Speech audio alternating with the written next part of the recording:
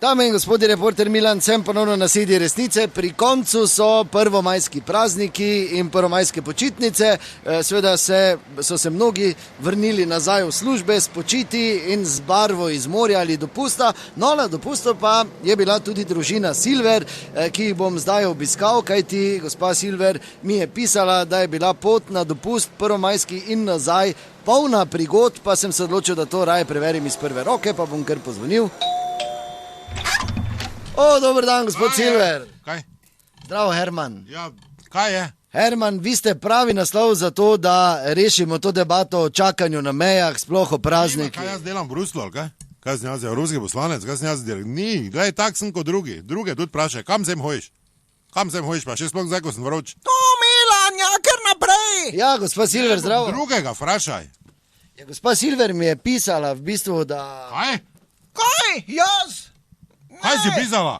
Nisem, prav tak nisem pisala. Kaj prav tak? Ja, gospa Silver mi je pisala, da ste se vozili dol 9 ur, nazaj 11, da pa na meji pa vseeno niste čakali. Pa dobro, pa kaj ti si normalna, take intimne družinske zadeve okrog robiš? Ja, nisem jaz čist tak to napisala, jaz sem samo napisala, kak si ti to izvedel, fajn, da nismo ni čakali na meji. No, čeprav 9 ur do Zadra v eno smer, pa nazaj 11, ko ste šli tudi en kos čez Bosno, se sliši, kot da ste čakali, ne? Ne, mislim, čez Bosno. Jaz nisem izbral pot, ker jaz vozim in nismo čakali. To je važno.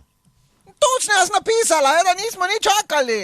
Čeprav, ko smo šli dol, ne, smo šli na Ormož, not na Hrvaško, pa smo na Razkrižju prišli nazaj v Slovenijo.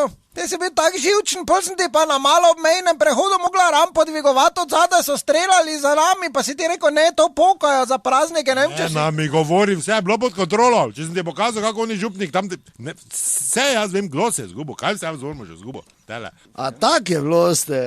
Ja, no, okrog 6 smo šli zjutraj, pol smo pa pri Čakovcu stali prvič pri Novem Rondoju, pa smo sendviče jedli, ker je že pol 12 bila ura. Čeprav je Herman rekel, da lahko prvi sendvič lupim, še rekel, morje videla. Ne, boš držala gobca. Ja, nazaj pa sem slišal, ste šli čez Bosno. Ja, po teh Hermanovih spominov, on je tu vojski bil, Drvar pa Bihač pa to.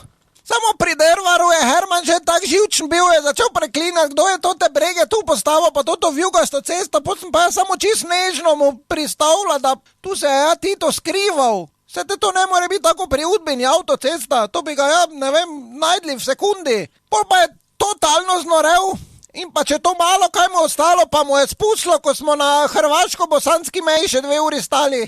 Dobre, marš vuno, marš vuno. Da ste čakali. To je hvali, nismo ni čakali. Na meja z Evropsko unijo smo šli tekoče skozi. Nazaj pa je hodil iti na Cvetlin, Leskovec, pa smo v Zavrču vun prišli. Pa nismo ni čakali. Dobro, hvala lepa, da naslednjič ne pozabite, resnica ni blenica, pa vendar marsikomu smrdi.